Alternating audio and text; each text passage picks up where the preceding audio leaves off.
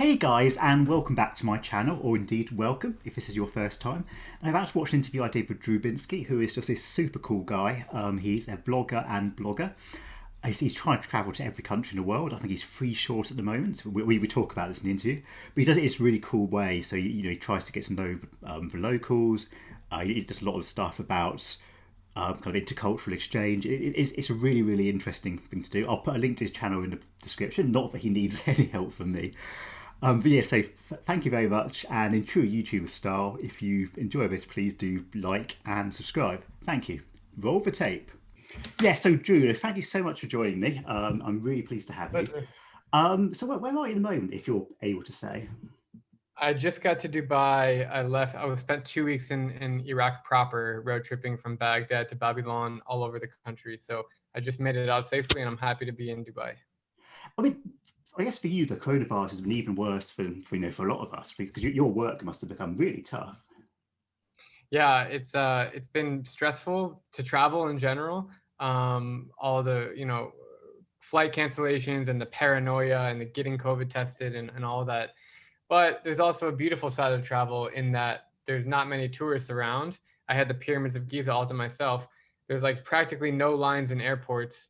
So one of my biggest problems with tourism, or just it's I guess it's more of a something to be aware of, is over tourism in some places. So right now the world is taking a nice break, and just bringing the nature back to how it should be. Yeah, so there's pros and cons. Obviously, trying to stay safe, and I've been tested over 30 times now. So yeah. And so you usually get tested before you go to each new country. Is that how it works? And then you kind of show them the test at the airport? yep, before I get on the plane and when I arrive. Some countries have different requirements, but for the most part, yeah, there's a test before you go to a new country and when you arrive. So I'm really, I've been pretty clear the whole time. And so you mentioned your trip to Iraq, which obviously sounds incredible. I think you told me just off camera that you went to a market that was later bombed. I mean, that must have been pretty scary. It was scary, but at this point I've been to Afghanistan, Libya, Somalia, Venezuela, Yeah, Afghanistan, and I've spent extensive time Yemen, Libya. So I'm I guess what you'd call an experienced traveler to these countries, and I knew what I was getting into, and I always make sure I have local friends and yeah. who help keep me safe, and I do my best to avoid problems. I mean, do you go out with armed security or anything like that? Not really. If you have armed security, then it kind of draws more attention, Okay. because people know that you're an important person. I usually do the opposite. I find like a beaten down car, 1975 Toyota, and just kind of ride around with one local friend. And I usually have a turban on or some kind of local attire. Yeah. So you can kind of try and fit in as much as you can. But I mean, Absolutely. you must stand out a fair bit as a white guy. I mean, there must be people who, realize something's going on. Not only the white guy, it's more of the red hair, because it's so unique. In your neck of the woods, it's not really uncommon to see a person with red hair. But once you get into Syria and I don't know, in Afghanistan, there are redheads, and they always surprises me when I see one, but it's Yeah. very uncommon. And so that's why I cover my hair usually. But yeah, I mean, it's most people are very welcoming and open. So it's like the 1% who we got to watch out for. Yeah. I mean, like, how much security prep would you do for a trip to, say, Iraq or Afghanistan? Absolutely none.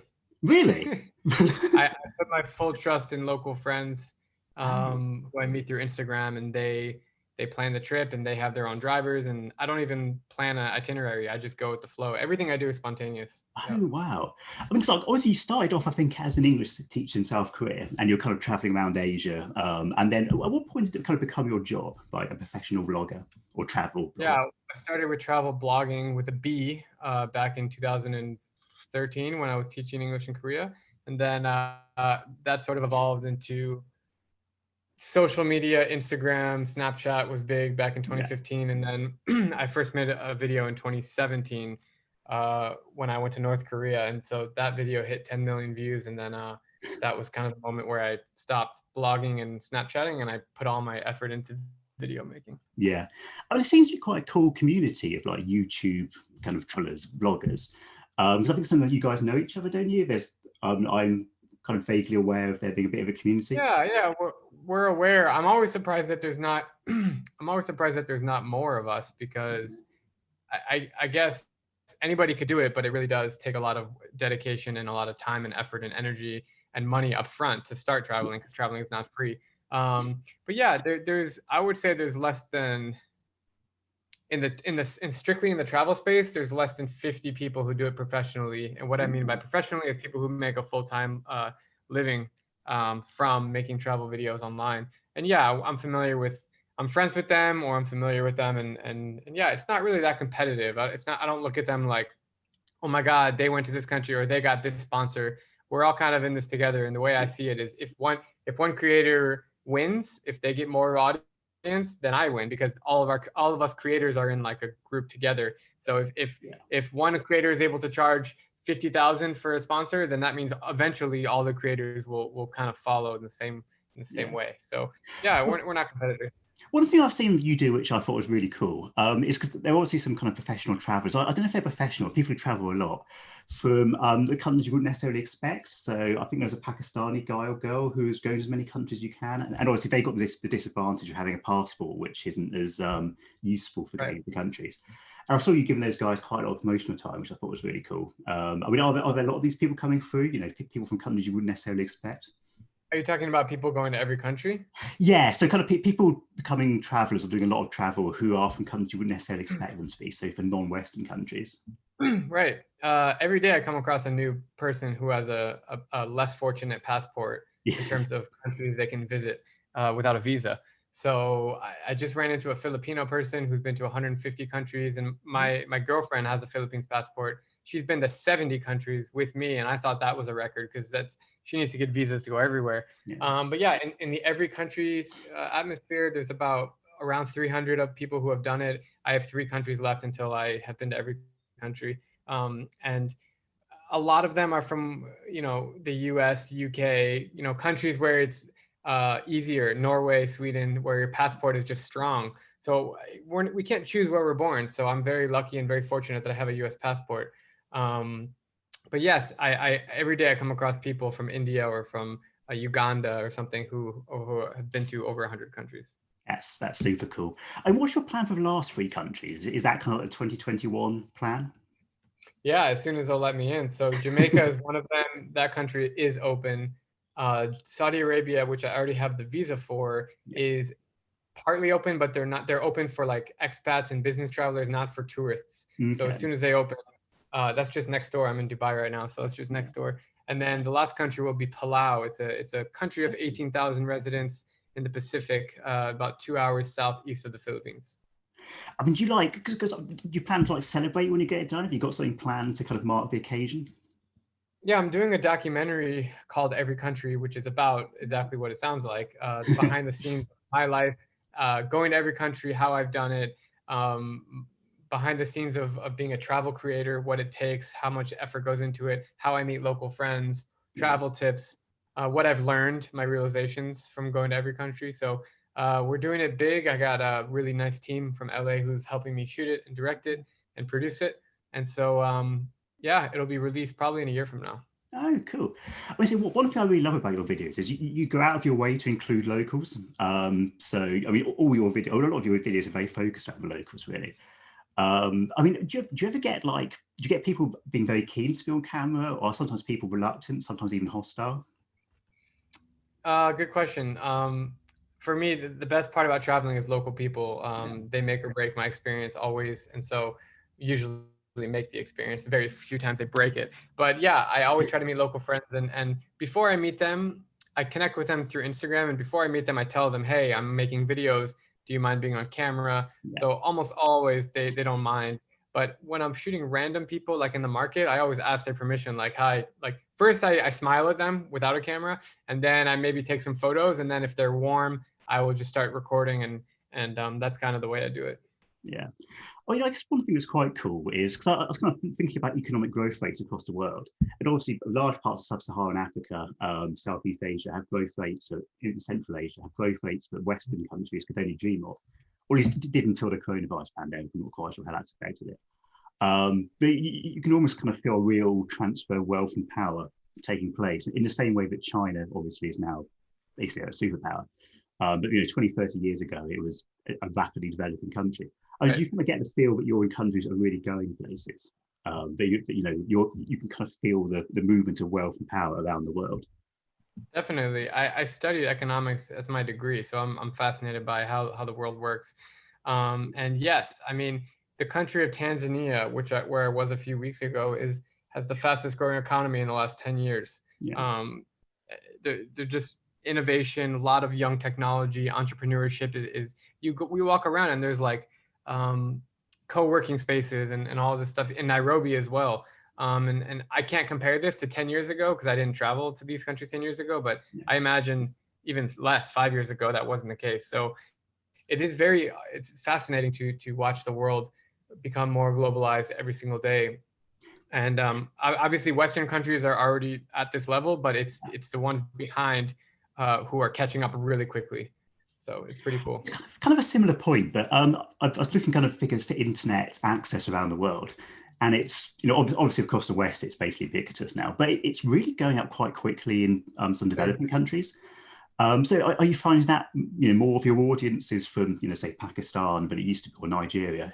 Are you having more audience from the countries you're visiting, not just from Westerners? Yeah, I have a lot of audience. I have a lot of followers from Pakistan and India because I made videos in those countries and they shared them. But in general, India is the quickest to get all of their citizens connected to the internet. It's fascinating how fast it's growing in Yeah, the YouTube world. You can see like Indian YouTube creators coming out of nowhere, and also yes, I've noticed that my demographics in India specifically have gone way up. So yeah. yeah, it's definitely trending in that direction. Also, we talked about safety. I think you mentioned just before we went live, that there was a suicide bombing in the market quite recently, just after you'd been there. I mean, do you, this stuff? I mean, I watch your videos and I get scared on your behalf. That's the kind of. I mean, like, do your family like this stuff? They try and talk you out of it, or are they cool with it now? Now they're cool with it, but at the beginning, I when I went to North Korea, I didn't even tell my parents, and then they got really mad at me 4 years ago. So I learned my lesson. So yeah, I mean they support me, and they're obviously they know I have 3 countries left. So Yeah, when I tell them I'm going to Afghanistan, they just say be careful, but they yeah. trust me that I make the right decisions, and I'm pretty sure that I do. So yeah, it's always fun, and I always look forward to it. Do you get like any advice from like the American, was it State Department? Never. Oh, really? So they can know local embassies or anything? Do they know you're there just in case you go missing? Or I thought about contacting the U.S. Embassy in Baghdad, but I did not. There's maybe this is bad travel advice. Maybe you should. I'm scared if I contact them. I'm scared that they're going to be like, "You need to leave right now," and then yeah, it becomes an issue that I'm in the country. So I just, as I said, I have local friends, and I just put my trust in them to keep me safe. yeah, And getting killed in a terrorist attack or a bombing is like so slim. Even if the bombing in Baghdad yesterday happened in the same market I shot the previous day, but the market has 40,000 people walking around, yeah, and only 40 people died in the bomb. My math is not that good, but that must be like 0.0001% of people that were killed in the bomb. So it's if you're scared of terrorism, then if you don't travel because of terrorists, then you're letting them win. yeah. So I don't think that's the right way to do it. One thing I think is really cool about your videos is how you kind of break or challenge misconceptions about countries. So obviously, I mean, Hmm. you say Iran or Pakistan or something to a person on the street in the UK or probably the US as well, and they probably have quite a strong conception of what that country is. And usually it's based around the regime, the government, and certainly in the case of Iran. So you think, very hardline, Sure. theocratic. But then you meet the people, and they just seem so lovely. Obviously, Right. I'm sure there are some which aren't, but Right. I mean, like, is the conscious thing you're doing that, like trying to break down barriers? Is that part of your mission? Yeah, probably my biggest mission is to break stereotypes, and show that the world is safer than you think. Yeah, Um, you know, it's very obvious to me that as I've traveled, I've learned that governments and citizens are different. And as I travel, like when I go to Iran, is a perfect example. They understand the difference too. They love America culture. They love American people. They love American sports. And so when they meet me in Iran face to face, they always say positive things about the U.S. And even if our countries aren't politically allies, doesn't matter because the people are different than the government. I'm presumably you have to be really careful generally just to kind of keep out of politics completely, because that's, I guess, a landmine for getting into. Definitely is. I really try to stay away from politics. Sometimes it's impossible not to, but I just try to focus on the people and the culture and the food and just things that make me happy on the road. Interesting things that I find, ancient wonders, stuff that doesn't matter who's in power. It's still beautiful. Afghanistan's beautiful for its Yeah. authentic culture and stuff, and has nothing to do with the Taliban. So, Yeah. yeah. I mean, because I saw in Afghanistan, I think you went to Kandahar, which is kind of almost the birthplace of the Taliban, or Right. sort of around that area. I did, yeah. I mean, were you speaking to Afghans who had any sympathies with the group, or was it kind of more people who were sympathetic to the West who were speaking to you? Yeah, they're very open about talking about the Taliban. I don't always put it in my videos, but yes, I openly talk to people in markets and in bakeries and shops about how they feel about being controlled by the Taliban, and Yeah. they're happy to answer the questions. So they're not really hiding anything. In fact, it's the opposite. So I saw there was one. I think you interviewed a guy who worked in a mosque, who was talking about what life was like under the Taliban, and he was, Yeah, saying horrible, and that was it was really moving. It was really great. yeah. But are there kind of people on the other side who are actually, they actually quite like the Taliban, or maybe reading between the lines? Um, I've spent 5 weeks in Afghanistan, and from my understanding, from talking to hundreds, if not thousands, of people, nobody likes the Taliban unless you are a Taliban member. But of course, there are groups that are getting paid by the Taliban or incentivized to support the Taliban in some way or another, given weapons. I don't know, but I never have associated with those people. Yeah. I mean, obviously, so on your trips, I think a lot of your trips are sponsored, or some of your trips are sponsored. I read somewhere that you got 5K to go to the Rio Olympics, which sounded like the best best job in the world. Yeah, What kind of proportion of your trips do you reckon are sponsored, and what yeah. proportion That are ones? that was actually a Snapchat collaboration in 2016, and that was like my first big paycheck for going somewhere. But yeah, I don't do them often, but for example, the tourism board of the UK, or even sometimes cities in the UK, like Manchester Tourism Board, will have a budget and they will invite me out and pay me to go around and make uplifting, positive stories about the culture and the people and Oh, just my normal stuff. And then and they'll pay me for that. So it's not all the time, but definitely that's what I look for. do you ever find that restricts you at all? Like, if something bad happens, do you feel you can't then include it because you're, working with the That's a tourist board? tricky. Yeah, almost never bad things happen, especially in a place like Manchester. But and there are no tourism boards that have money in the quote unquote dangerous countries. It's not like I'm going to work with the tourism board of Libya because Yeah. that they don't exist. So if there is a tourism board, they're mostly in very safe countries. But yeah, if something bad happens, it's tough. If I'm sponsored, I haven't really had this. I haven't had this situation where I'm sponsored by the Philippine government or tourism board, and then I get mugged or something. That's never happened. But I always am honest about my travel experiences, so I prefer to tell people as it is. I mean, one thing, obviously, you've always been very kind of ahead of the curve on social media platforms. So you're on Snapchat very early. You're on blogging, I imagine, relatively early, and obviously now on YouTube. Are there kind of other platforms that you think are up and coming? Like, I mean, obviously TikTok is the thing that for certain things, Um, could TikTok work for travel blogging?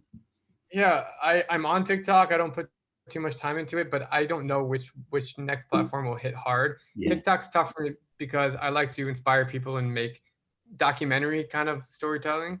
And TikTok is more just like dancing for 10 seconds. And so I'm having a hard time with my content on a platform like TikTok. But I think YouTube is definitely not going anywhere. It's just going to keep growing in popularity and it's going to pave the way for the future of content creation. yeah. I mean, obviously, I think in a few countries. I think you went to Libya. I watched the video you did from there, and I think you said you're like an oil worker. You had to just kind of subterfuge to get Yeah. in. Is that something you Yeah. have to do much? I assume it's just That very. was that was the most stressful visa situation. They don't offer tourist visas at all. They're only business visas, and there's a loophole where you can pretend to be an oil consultant. and then get the business visa. And I had to dress up like I was an oil consultant. I didn't like doing that. That was the only way to get in. But yeah, other countries, Iraq was super tough to get the visa. Venezuela was really tough. Syria. With Syria, I had to get a volunteer visa because they weren't issuing tourist visas for Americans, and I did volunteer partly. But yeah, it's the hard countries are extremely hard, Yeah. and the easy ones are easy. So with my passport, I think pre-COVID, I could visit 175 countries without needing to get a visa. But the 30 countries that do need visas are super tough. So Yeah. I want to say, if your videos have a theme, obviously, there are the odd exception for the more dangerous countries, but they're very optimistic. Optimistic about the human species, about where we're right. going, about global growth and development. Is that very much how you feel? You feel that the world is fundamentally going in the right direction. Poverty's going down. Yeah.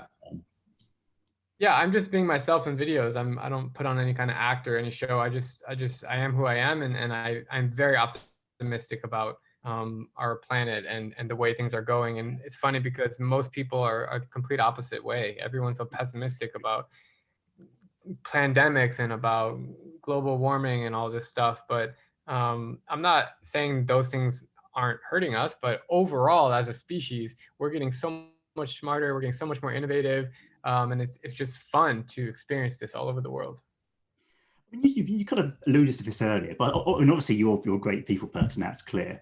But do you ever have people who do sort of hold you responsible for your government's actions, or in any way? I mean, I was thinking, especially during the most recent presidency.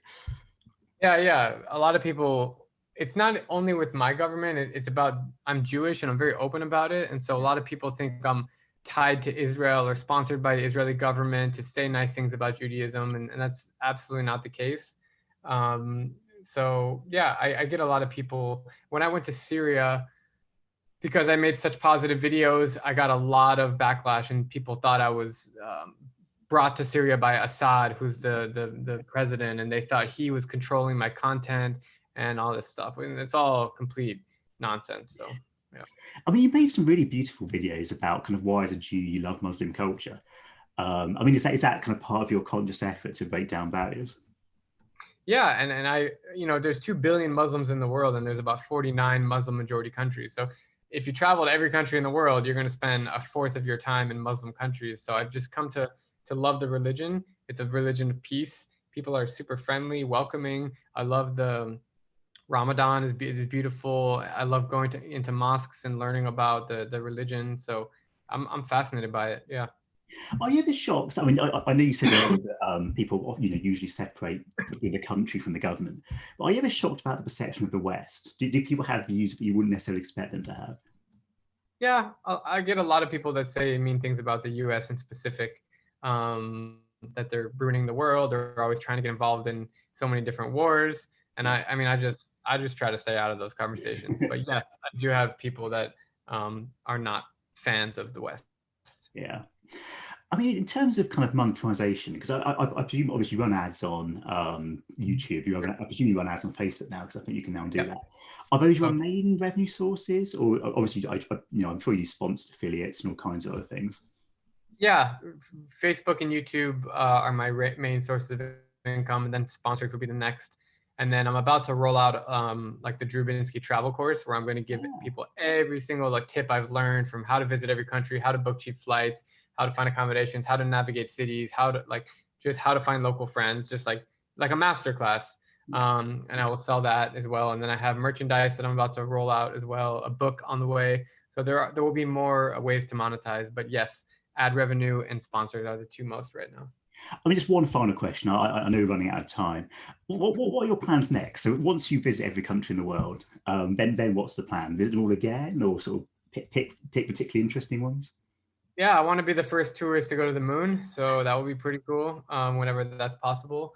But yes, is that on a a more serious possibility? Like, because space tourism whenever, as of now, no, but I'm sure in 5 years it'll be possible. Yeah. But on a more serious note, I want to stay in front of the camera. I want to keep making stories. I want to revisit countries that I like, countries that I didn't see enough of, and countries that have more unique stories to tell, such as in Russia, like Siberia is so big. I can spend a month there and really find some cool stories. So I'll keep traveling, keep making content, and sharing the beauty of the world.